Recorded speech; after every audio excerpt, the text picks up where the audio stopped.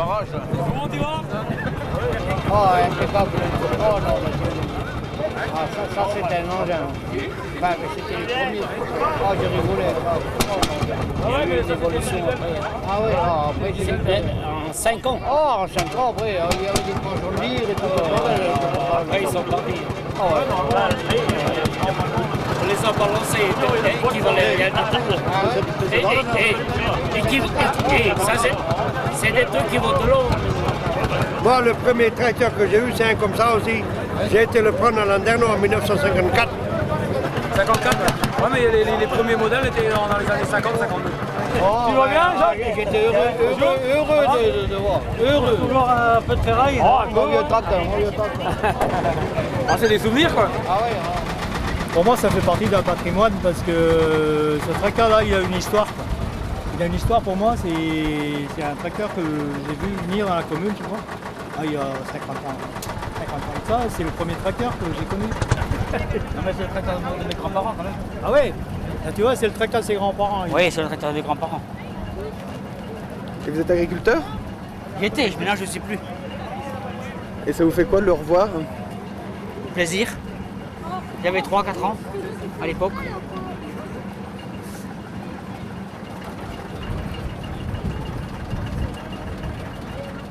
Non, je connais même pas. Je le connais pas.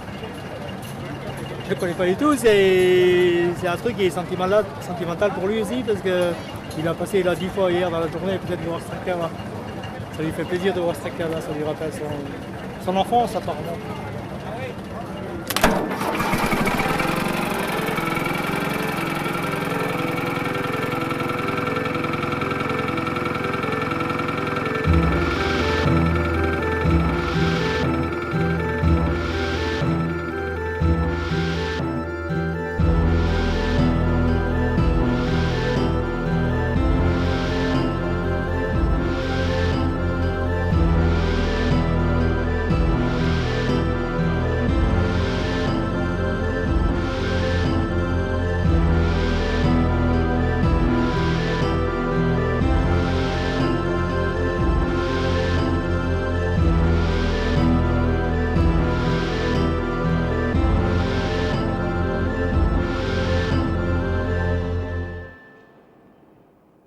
Aujourd'hui, il s'agit de vivre et de faire vivre. La terre doit rendre. Plus un pouce de terrain inculte. L'usine doit fabriquer les engins modernes de la production agricole, enfin mécanisés, équiper et électrifier nos campagnes. Nos champs, nos prairies sont l'espoir de notre pays qui souffre de la faim. Travailler, produire, deux mots qui traduisent la vie même du paysan, toutes d'efforts et de sacrifices. Mais confiance, un jour viendra. Le travail paysan affranchira l'homme. Demain, le progrès et la science viendront au secours du paysan pour soulager sa peine, pour adoucir son sort, pour égayer sa vie. Le village demain, ce sera le village radieux, le bon village de France, où il fera bon vivre dans la liberté et le bonheur. Travaillons, mes amis, produisons, nourrissons nos frères. Il s'agit d'éviter la famine à notre pays, de sauver les petits, de préparer une jeunesse forte, d'assurer une population robuste. Et notre pays, sauvé par le travail de ses paysans et de ses ouvriers, montrera au monde son vrai visage, le visage de l'espérance. Sème, paysans, la moisson sera bonne.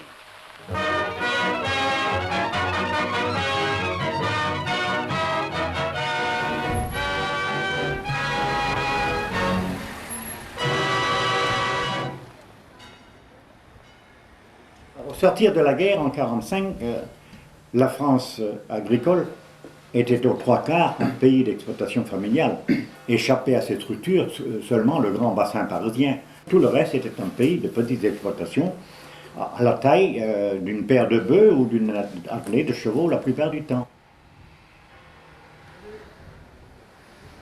Et en ce moment-là, l'agriculture allait être confrontée à un développement immense du progrès et de la machine. Le tracteur allait arriver, on savait ce qui se passait en Amérique. Toute la réflexion était comment s'adapter.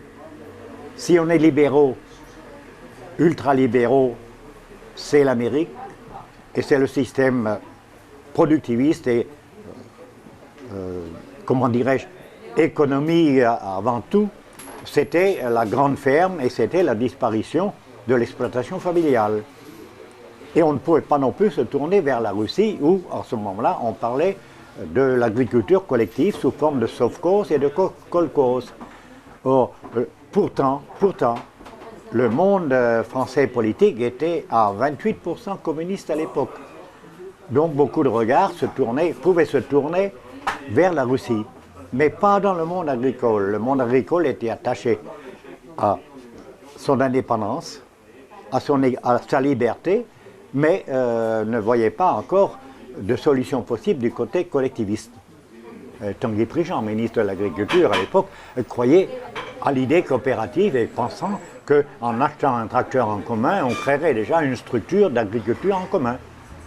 Il ne pensait jamais que tous les paysans de France, tous les exploitants de France se seraient dotés de tracteurs.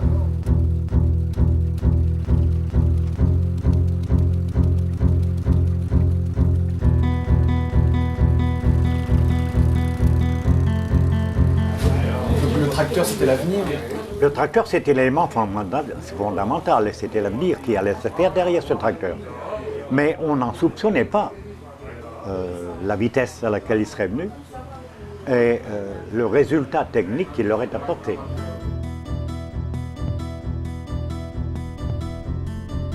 L'arrivée du tracteur et la mécanisation montrait déjà à l'agriculteur que c'était son agriculture en sabot de bois derrière une charrue à 2 chevaux, c'était un modèle dépassé. C'était un modèle qui s'effacerait tout doucement et donc il fallait imaginer qu'on serait motorisé, on serait américanisé par le matériel.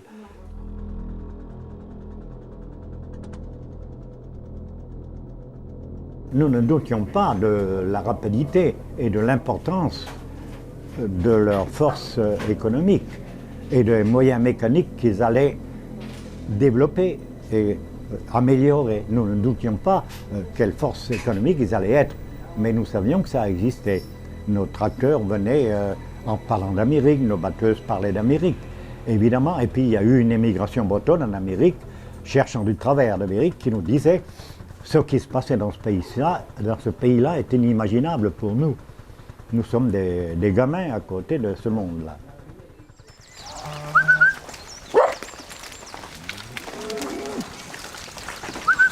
Derrière. Derrière, voilà, c'est ça. Et il y a des gens qui vous parlaient de progrès.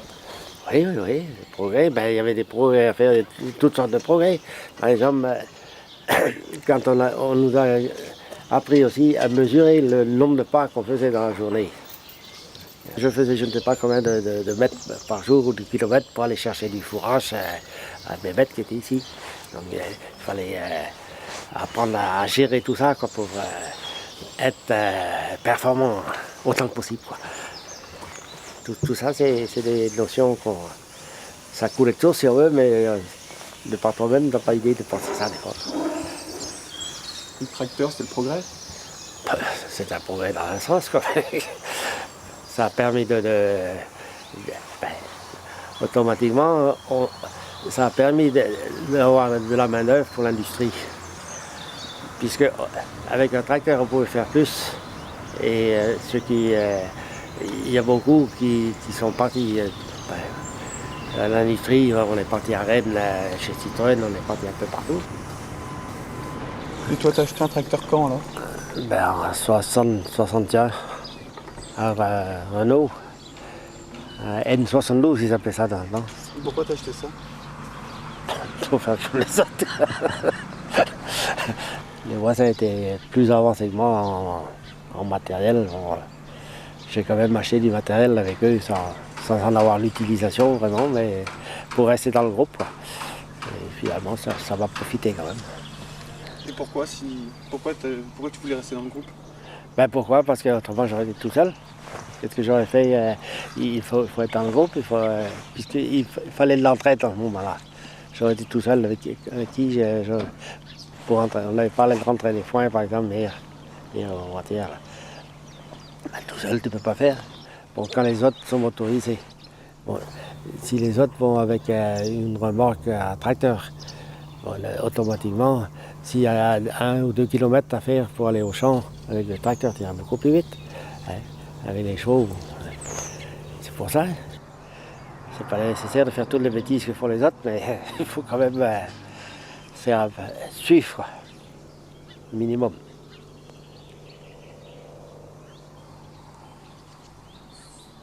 Ici, là, il y a un collier encore en piteux état sur la planche. Là. Les chevaux, ça n'avait plus de rapport. On ne pouvait plus vendre les poulets, ça allait à la boucherie. Hein. C'est pas une fin en soi que d'élever des chevaux pour aller à la boucherie, à mon avis. Voilà, et ça a été rapiécé un peu partout là. Il y avait le bourrelier qui passait là de temps en temps. C'est-à-dire que dès qu'il y a eu un tracteur, ça a été au grenier. Depuis, ils sont là, quoi, depuis que le cheval est parti.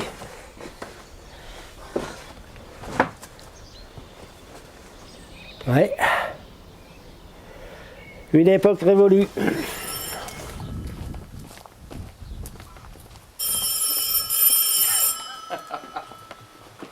Allô? Oui? Ah, ben ici, c'est un gîte d'étape, ici. Oui, alors on a un dortoir, donc, et une chambre. Oui, c'est une ferme, hein. Voilà. Mais vous pourrez passer nous voir, hein. Voilà. Au revoir.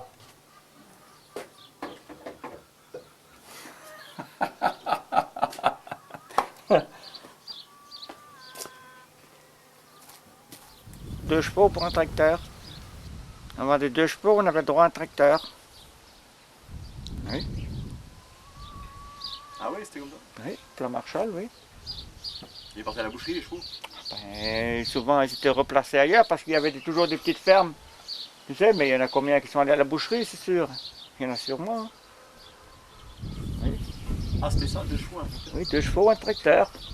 Tu vendais 2 chevaux, tu avais le droit à un tracteur. Ouais, comme maintenant, ils reprennent ton vieux tracteur, t'achètes un plus gros, c'est pareil, ça n'a pas changé. Oui. Ça, c'est les jeunes qui voulaient le tracteur, de toute façon. Hein? C'est les jeunes qui voulaient le tracteur, c'était pas les anciens. Ben, c'est surtout les jeunes, oui, sûrement, parce que tout aussi a favorisé ça. Ben, c'était un peu normal aussi, c'est tout l'agriculture évoluait, c'était une explosion, et tout ça, il y avait la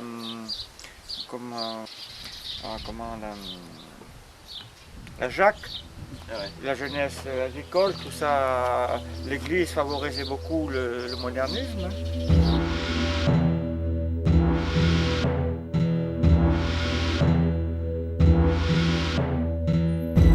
Vous avez été à la JAC, en quelle année?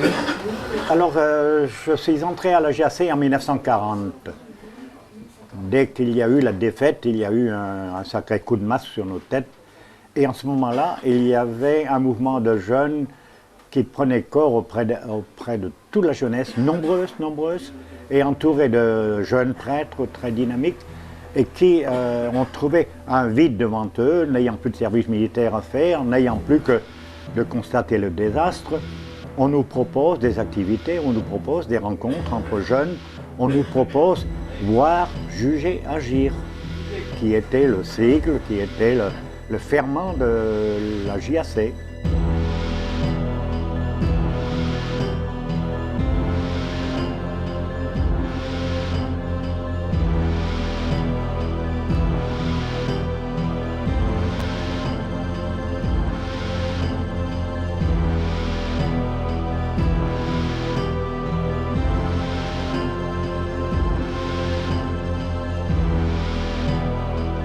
On a formé une jeunesse qui a pris en main le destin de l'agriculture.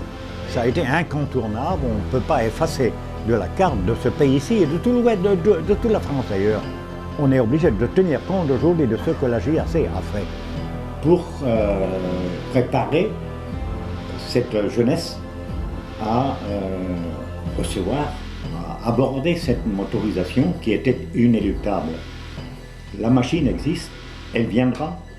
Elle imposera ses lois, à nous de savoir de ne pas en être écrasés.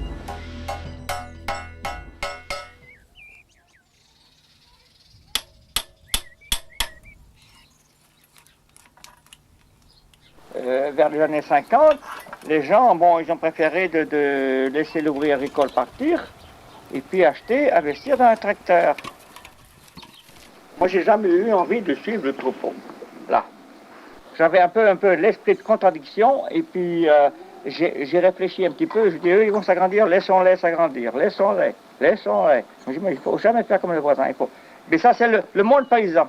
Ils suivent toujours le voisin. Si le voisin fait une chose, ils sont obligés. S'ils font des cochons, ils vont être obligés de faire des cochons. S'ils font des vaches, ils sont obligés de faire des vaches. S'ils ont un tracteur, ils sont obligés d'avoir un tracteur. Mais des fois, ils font penser le contraire. Ils disent, laissons-les. Toi, tu fais le contraire. Et des fois, ça peut arriver que tu vis aussi bien.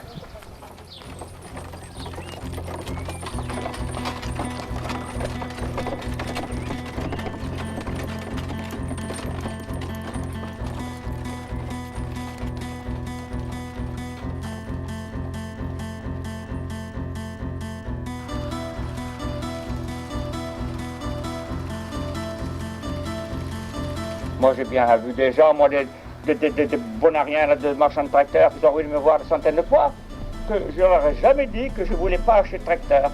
Je dis que peut-être l'année prochaine, ils revenaient me voir l'année prochaine, je dis non, je n'ai pas encore décidé.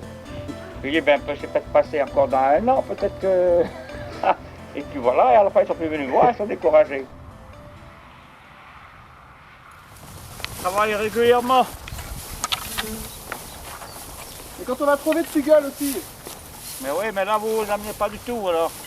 Jamais content. Je vais encore gueuler. T'avais qu'à acheter un tracteur, moi tu gueulerais pas. Il serait tout seul. Non, tu serais tout seul. Mon père, il a travaillé beaucoup les chevaux, il a apprécié beaucoup travailler les chevaux. Il a regretté aussi. Ah, sûrement, il a regretté sûrement, mais bon... Ah ouais. Moi, je ne m'imagine pas non plus de revenir au cheval. Hein. De toute façon, il n'y a plus de chevaux, et puis je ne saurais pas travailler avec un cheval. Je saurais apprendre à d'autres à aller avec un tracteur, mais je ne saurais pas apprendre à quelqu'un à aller avec un cheval. Imagine un peu charruer ça et des chevaux, il y a des cailloux, machin. Pour charruer ça, il te faut une journée avec un bonhomme et un cheval. 1 jour et demi même. Là, j'ai fait ça avec en 2 heures, 2h15, j'ai fait ça. Et on a glissé tout doucement quoi, de l'énergie mixte tracteur-chevaux vers le total tracteur. Quoi. Si maintenant on parle de chevaux, à quelques réceptions près, ce n'est plus que le patrimoine. Ce n'est plus l'élément actif de l'agriculture de marché.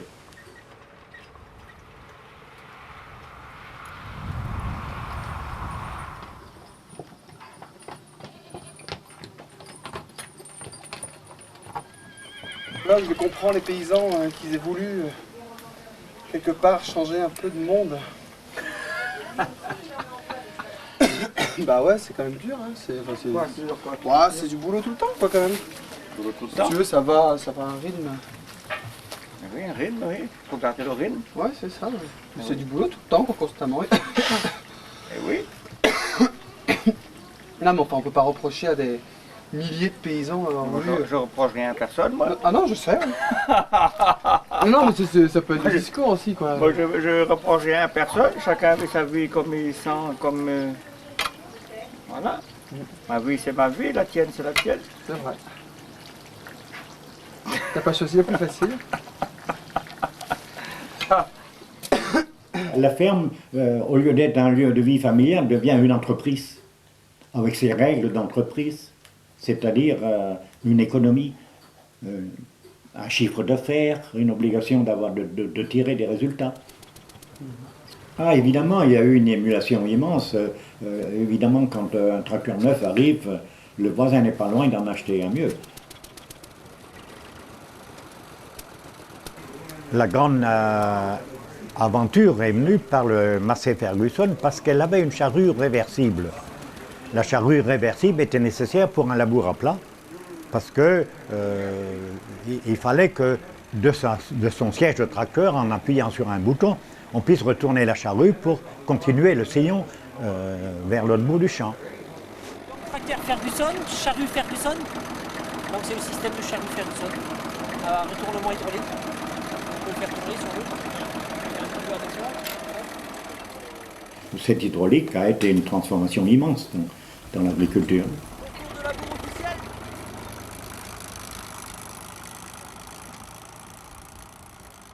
On retrouve aujourd'hui sur les tracteurs les grands brevets d'Harry Ferguson.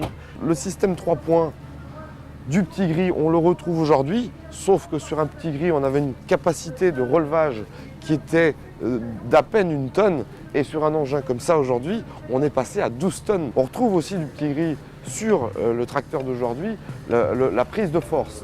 Elle va restituer la force, la puissance du tracteur aux outils. On retrouve également les prises hydrauliques pour commander des vérins ou des moteurs hydrauliques sur les outils. Donc on retrouve ça aujourd'hui.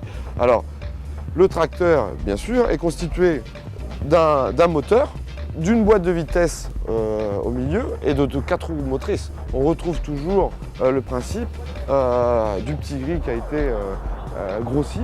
Aujourd'hui, on a un tracteur tel que celui-ci pèse presque 12 tonnes. Donc on a multiplié par 12. Par contre, en contrepartie, on a également augmenté la taille des pneumatiques. Vous pouvez voir la taille des pneumatiques qui quand même arrive allègrement aux 2 mètres quand on voit, alors qu'un petit gris avait des pneus arrière qui étaient plus petits que les pneus d'avant d'aujourd'hui.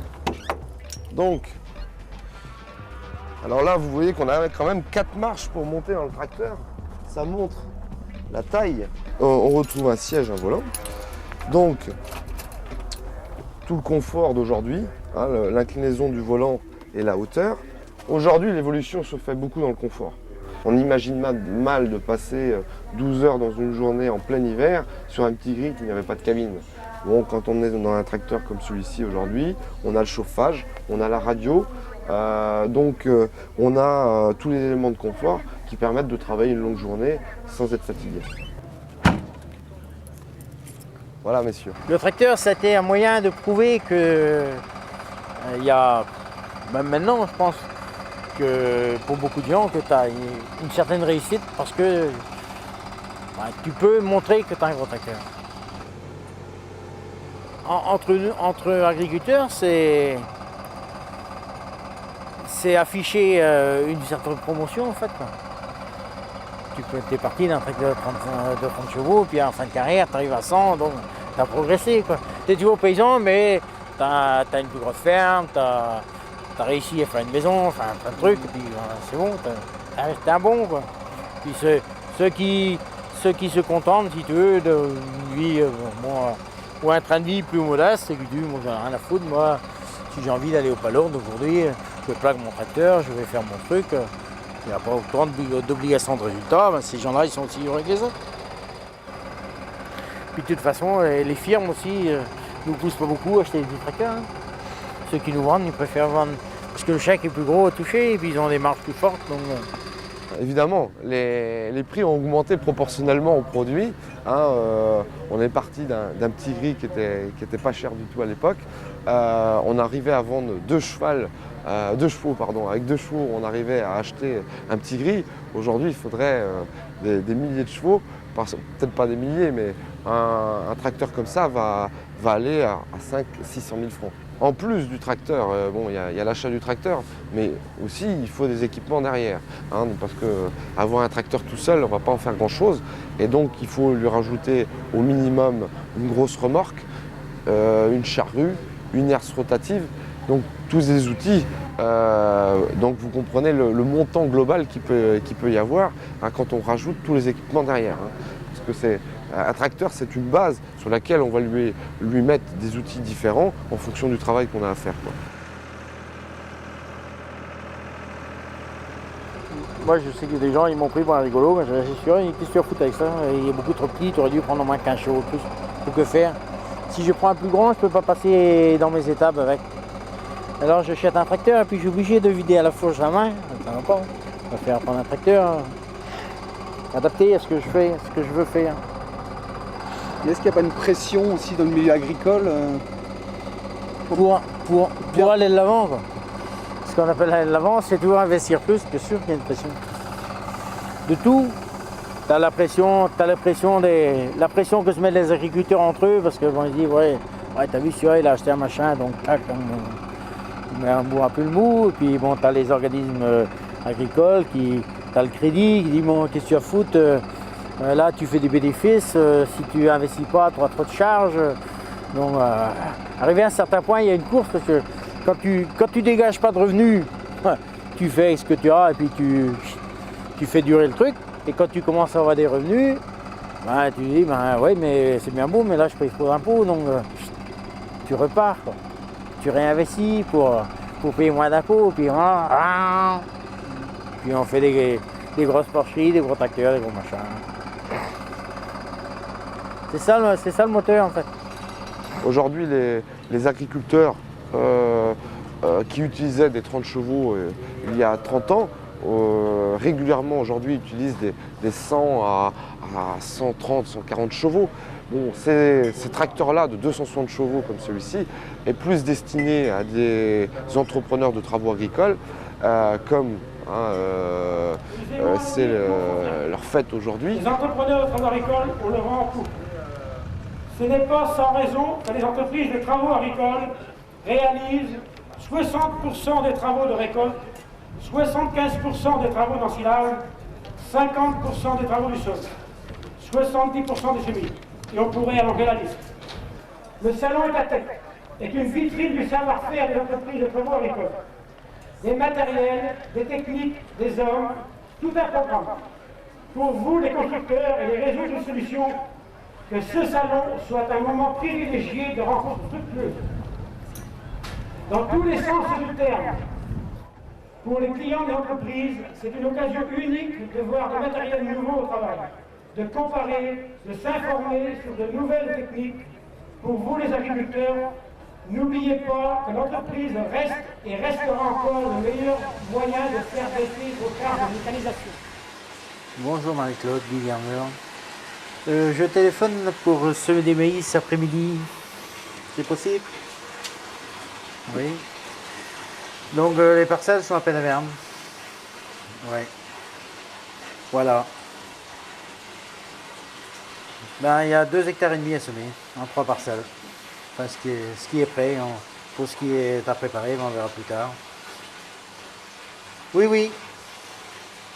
Très bien. Après-midi. Alors la personne là qui travaille là, c'est donc un ouvrier de l'ETA Gézékel Bougassel qui nous fait entreprise à laquelle on fait appel pour faire tous les travaux de semis essentiellement, récolte, donc maïs et céréales, récolte de l'herbe. Pourquoi je fais appel à une ETA? Ben parce que je peux pas être partout, je peux pas conduire 2 tracteurs en même temps. Et donc je fais de la sous-traitance en fait pour pouvoir travailler, avoir des matériels qui est au top parce que ils ont souvent du matériel performant qu'ils utilisent beaucoup, donc ils peuvent comment dirais-je, renouveler souvent le matériel. Et donc ils ont du matériel beaucoup plus fiable que nous, plus rapide. Puis bon, voilà, et économiquement, c'est pas intéressant pour moi d'acheter du matériel de ce type-là, que j'utilise pas assez. C'est évidemment la coopérative, la CUMA, coopérative d'utilisation matériel agricole, c'est l'élément concurrent à l'entreprise. Parfois, un agriculteur peut trouver plus intéressant de faire appel à l'entrepreneur pour répandre son fumier, par exemple, ou bien pour son ensilage, plutôt que de s'embêter avec un conseil d'administration d'une CUMA, un achat en commun, un entretien en commun, parce que la vie en CUMA est assez exigeante. Hein. Il y a des CUMA, il y a même une CUMA sur la commune, mais qui périclite parce que il n'y a plus d'adhérents. Ils sont tous trop vieux ou ils vont en pré-retraite. Il faut être à 4 pour faire tourner une CUMA. Donc là, on n'est plus 4 susceptibles d'adhérer et de faire fonctionner. On va arrêter la CUMA, et puis bon, la solution alternative, c'est l'entreprise de travail agricole. Et l'avantage d'une entreprise de travaux agricoles, si on n'est pas content du service, on en change.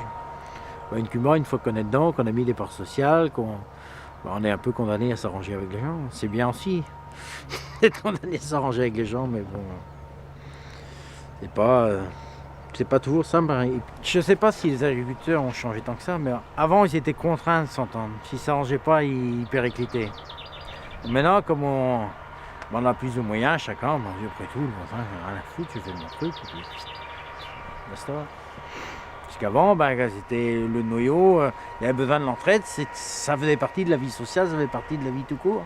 Donc s'il n'y avait pas d'entraide, il n'y avait pas de vie. Donc maintenant, comme on a trouvé des parades pour se débrouiller sans, on fait ça. Dans la Cumole, l'avantage qu'il y avait, c'est de se retrouver un peu et puis bon, de casser un peu l'isolement. Je suis parti de l'autre champ une demi-heure, 1 hectare.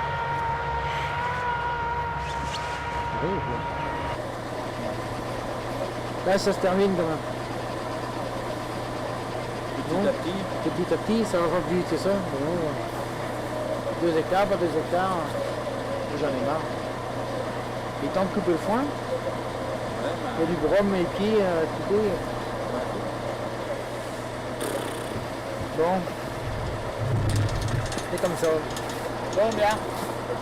Bon, la prochaine.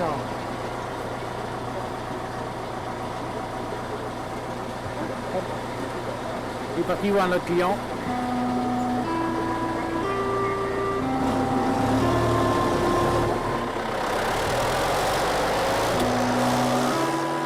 L'entrepreneur doit devenir aujourd'hui un partenaire prescripteur de certaines techniques qui permettent de développer tout simplement l'activité de l'entreprise, bien sûr, puisque c'est quand même l'objectif primordial d'une entreprise de travaux agricoles, mais aussi développer le souci économique de l'agriculteur.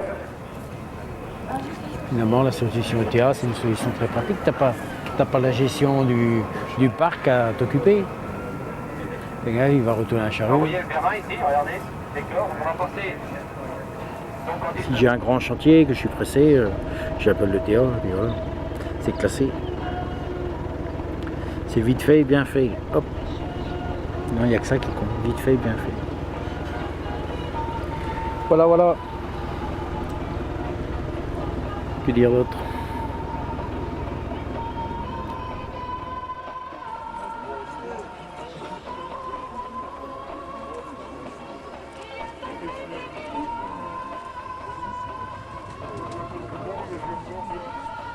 Allez, je vous l'ai promis, c'est la grande première en direct qui va être diffusée à la télévision. Je suis sur le stand Casilla. Je vous remercie, mesdames et messieurs, d'être nombreux venus ici solliciter notre ami. Je vous demande de l'applaudir. Christian Coutel. Bien, bonjour Isabelle, bonjour à vous tous, chers agriculteurs et chers partenaires. Bonjour à tous les entrepreneurs et j'espère que cette journée va être aussi grandiose qu'hier parce que ça a été une très belle journée hier. Casillage plus fort que jamais, c'est le slogan. C'est un petit peu paradoxal, on a des questions à se poser, ça faisait 2 ans qu'on vous avait plus vu nulle part.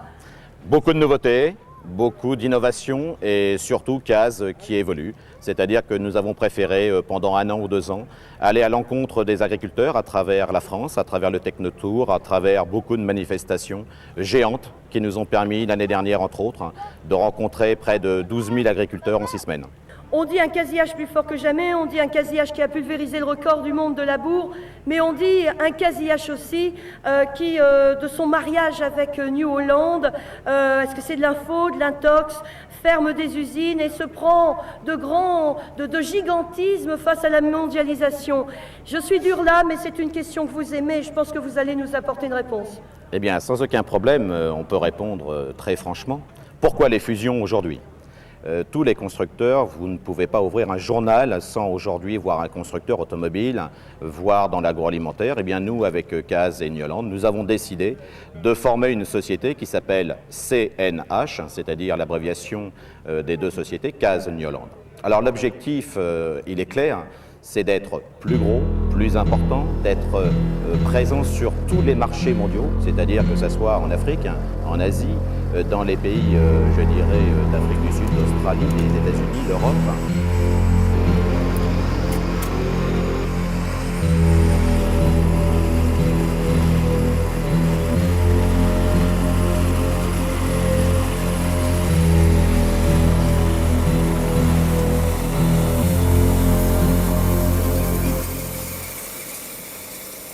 Aujourd'hui, notre ferme expérimentation, si on peut dire ça, et notre grand partenaire, c'est M. Carlier. Et M. Carlier, pourquoi? Cela nous permet d'avoir une exploitation dans l'Indre, d'avoir un vrai professionnel. Oui, donc là, on a un tracteur qui fait 270 chevaux, un tracteur CAZ, hein, qui est un MX Magnum, avec jumelage avant, jumelage arrière.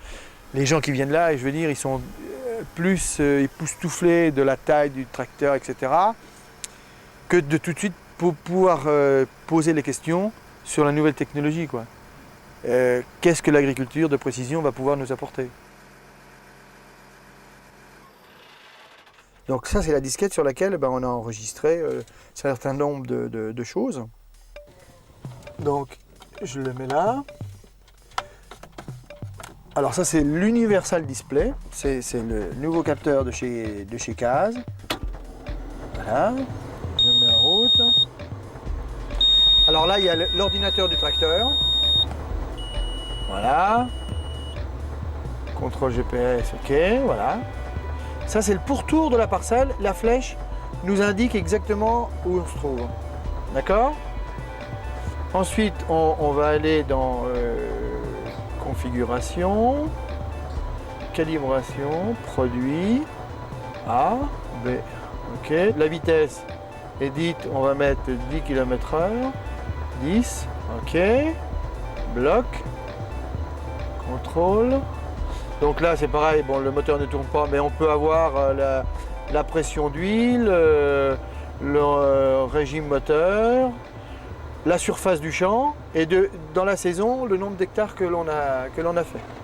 Donc c'est vrai que le tracteur devient un petit peu le cerveau pour transmettre les informations au matériel qui est derrière.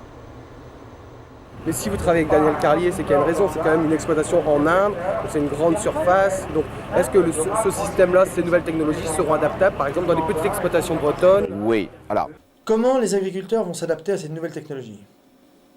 Il faut savoir que l'agriculture de précision, aujourd'hui, on est toujours en phase expérimentale. Ça ne pourra être, je dirais, vulgarisé que dans 5 à 10 ans.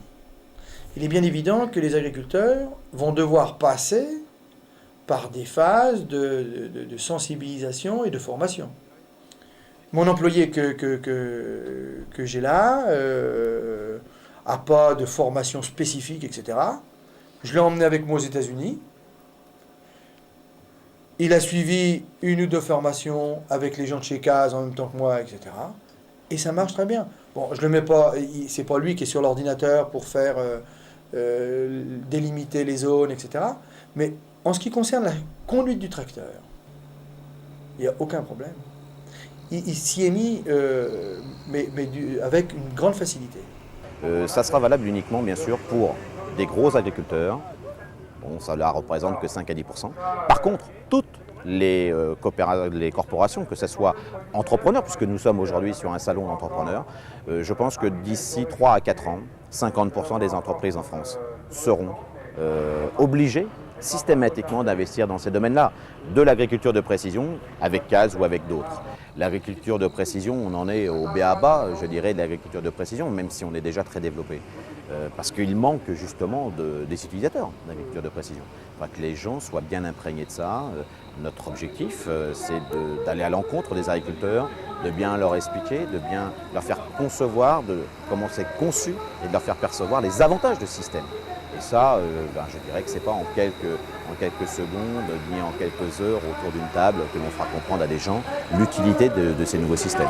Qu'est-ce que tu fous dans les champs comme ça avec des guidages laser se m'énerve, les vaches ne font pas différence. L'agriculture sera plurielle ou ne sera pas, c'est comme en politique, toi les bio, les gros, et puis les gens comme moi, entre les deux, qui ne savent pas de quel côté ils sont, s'il faut aller vers le bio, vers l'industriel. Quel que soit le type d'agriculture ou quel que soit le type d'agriculteur, je pense que cette nouvelle technologie pourra s'adapter partout. À une seule condition, c'est qu'au bout, il y a les carottes, il y a le retour sur investissement. Il a bien poussé parce que l'assolement était bon. Parce que moi, je ne vends pas 1 centime de plus mon quintal de blé parce que je fais de l'agriculture de précision.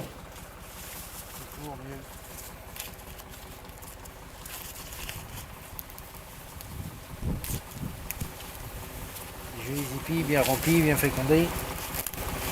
Sauf qu'il n'est pas assez bien. Demain, il va falloir qu'il y ait une rentabilité. Il va falloir qu'il y ait un plus. Sinon, on casse le système.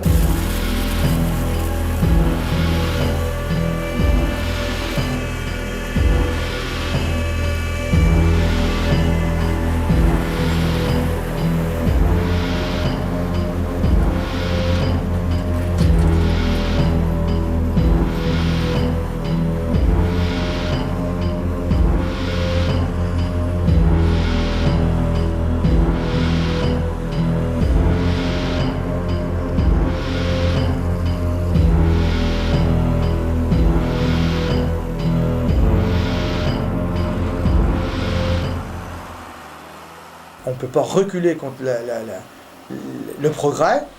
Il faut dès à présent se lancer dans cette nouvelle arme qui est l'agriculture de précision pour permettre aux agriculteurs demain de bien la maîtriser. Aux États-Unis, et c'est vrai qu'on a toujours tendance à parler des États-Unis, les États-Unis sont en avance par rapport à l'Europe. Nous avons aujourd'hui à peu près 3000 machines aux États-Unis équipées de systèmes d'agriculture de précision. Et en France, on peut dire qu'on n'a que malheureusement une centaine de machines équipées.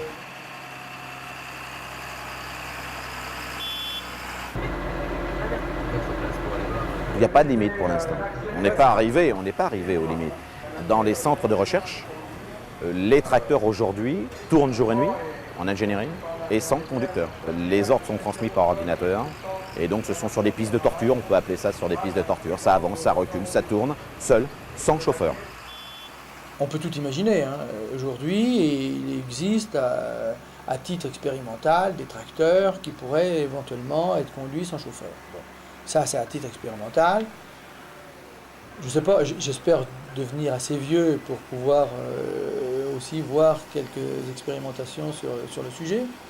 Mais il faut bien savoir aussi que les premières fusées qui ont été lancées dans l'espace, il n'y avait pas d'hommes à bord, après il y a eu des hommes, etc. L'homme ne sera pas remplacé par la machine et ce serait vraiment dommage. Bon, allez, venez.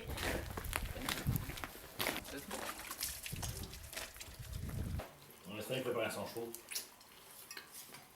Oui, voilà 20 à 25 ans.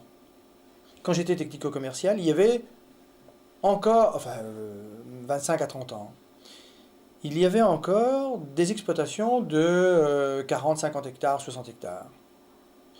Qu'est-ce que sont devenues ces exploitations depuis 25 à 30 ans? Ils ont été reprises par d'autres exploitations plus grosses.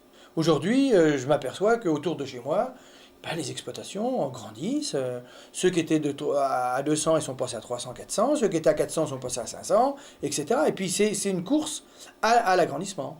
Écoutez, sur l'exploitation, là, après la guerre, tout de suite après la guerre, il y avait environ 15 employés. Aujourd'hui, j'ai un salarié. Effectivement, c'est la motorisation qui a remplacé ces 15 employés. Toutes les personnes qui conduisaient des chevaux, avec la puissance des moteurs, aujourd'hui, Oui, oui. Comment ça se fait que le tracteur s'est généralisé aussi rapidement dans les campagnes? Il apportait tellement de progrès, tellement de facilité. Entre être derrière une charrue avec ses sabots de bois, et être assis sur un tracteur et n'avoir pas à retourner une charrue, il y a quand même une différence point de vue possibilité physique de l'homme. Aujourd'hui, c'est exactement la même chose avec l'informatique, c'est-à-dire qu'une entreprise qui décide de ne pas utiliser l'informatique, elle a exactement les mêmes problèmes qu'avait un agriculteur qui n'utilisait pas le tracteur. C'est-à-dire qu'il y a une révolution là, qui est présente, et on ne peut pas y échapper. Donc, ou on l'organise, ou on fait en sorte qu'elle n'écrase pas trop de gens, ou alors, elle prend toute la place. Mon voisin agriculteur à Lambert, là, depuis 10 ans, il me dit « mes enfants ne vont pas suivre, je ne sais pas pourquoi je travaille ». Il n'a plus d'objectif. Bon, l'objectif économique est atteint, et l'objectif un peu de transmission, il n'y a plus. Et c'est vrai qu'il y a une interrogation sur ce qu'il fait là, quoi. Pourquoi se développer? Il sait que personne ne va reprendre derrière. Et je pense que ça, c'est un des effets indirects de la mécanisation, parce qu'on a diminué le nombre de personnes travaillant dans l'entreprise agricole. Bon, souvent, c'est une personne. Et quand lui n'est plus là, quand il se retire, il n'y a plus rien derrière. Il n'y a plus rien derrière. Et ça, c'est un des effets qui n'était peut-être pas prévisible dans les années 60. On ne l'aurait pas cru si vite. Voilà. Et on n'aurait pas cru, comment dirais-je, on n'aurait pas cru si absolu. De tout... Attention les enfants. Au bénéfice du libéralisme.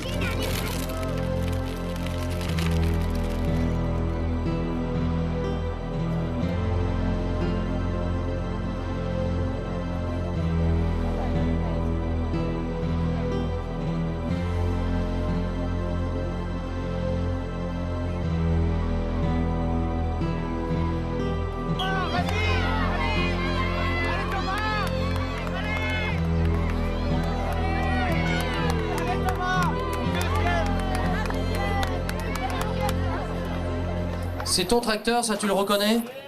Oui. C'est avec celui-là que tu as gagné? Oui. Super. Allez, on applaudit très fort Vincent qui va repartir avec son tracteur. Alors, c'est qui maintenant? Et toi, c'est comment? Dylan. Dylan, tu avais quel tracteur, Dylan? Le vert. Le vert, c'est-à-dire le John Deere. Bravo, Dylan. Allez, le public t'applaudit. Michael va te remettre le tracteur. Et Michael, il s'y connaît bien parce qu'il a le même. Il fait le travail au champ avec le même. Non, bah avec moteur, hein, cette fois-là. Hein? Quel âge tu as, Vincent? 5 ans. 5 ans, tu avais quel tracteur? Un Renault. C'est que le petit a pris. Ah, c'est celui que le petit a pris. Voilà, bon bah tu vas te récupérer. Et on va t'applaudir aussi, Vincent. Allez, on applaudit les enfants. Et toi? Tanguy. Tanguy, quel âge? 7 ans. 7 ans, super. Tu avais quel tracteur, Tanguy? Le John Deere. Allez, le John Deere pour Tanguy, bravo. Très très bien. On applaudit aussi Tanguy, mesdames, messieurs. Faut les applaudir, les enfants. Hein. Et toi? Benoît. Benoît, quel âge tu as, Benoît? 7 ans. 7 ans. Et tu avais quel tracteur, Benoît? Dis-nous. Le New Holland. Le New Holland. Le New Holland, c'est le bleu. Le TM165. C'est un très bon tracteur, ça. Allez, bravo. Et toi? Kylian. Allez, on l'applaudit très fort, faut l'encourager. Ouais. Alors, un bon d'achat, chez qui? Alors, 800 francs de travaux agricoles offerts donc par eh bien, les entreprises, donc les États partenaires du monde rural Héritage 29. Bravo, hein. Super. Hein.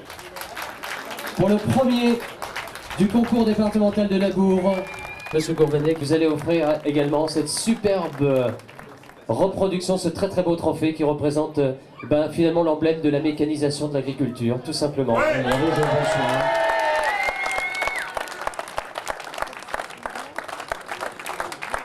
Notre réponse positive au fait de sponsoriser la fête d'aujourd'hui est tout simplement un moyen d'exprimer notre fidélité. Notre fidélité, car au niveau des paysans d'il y a 30 ans comme au niveau de ceux d'aujourd'hui, on est hyper convaincus qu'il ne peut pas y avoir dans notre région de prospérité agricole sans prospérité économique générale, comme il ne peut pas y avoir de prospérité économique générale sans prospérité agricole. Je voudrais également dire à cette occasion, au nom des vieux militants, combien nous sommes fiers de la qualité des jeunes paysans qui assurent la relève, fiers de leur technicité, fiers de leur maturité économique, fiers de l'avenir de l'agriculture finistérienne qui, je crois, s'exprime totalement aujourd'hui à travers de leur démonstration absolument colossale de leur capacité à organiser une fête comme celle-ci.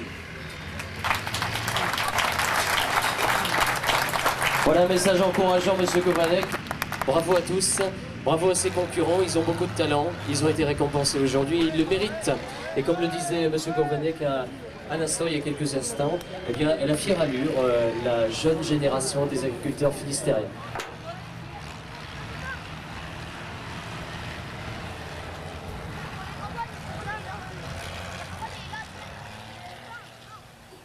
Et alors, à l'avenir, vous voyez comment, vous, l'agriculture? Essayer de sauver le maximum, tout en sachant très bien que cette loi de la machine, elle est dure à maîtriser, elle est très difficile à maîtriser, et ça change la structure de notre monde rural, bien sûr. Nous sommes dans un monde où on ne sait même pas où ça va s'arrêter, la mécanisation. Ceux qui ont voyagé, il y a des voyages en Amérique actuellement, là, ils reviennent souffler en disant il ne faut plus nous parler de nos chemins, de nos talus, ni de nos petits champs. Nous sommes perdus, nous sommes dépassés. Vivement tout en grande exploitation. Sans savoir que personne ne sait qui restera le dernier. C'est une course? Une course.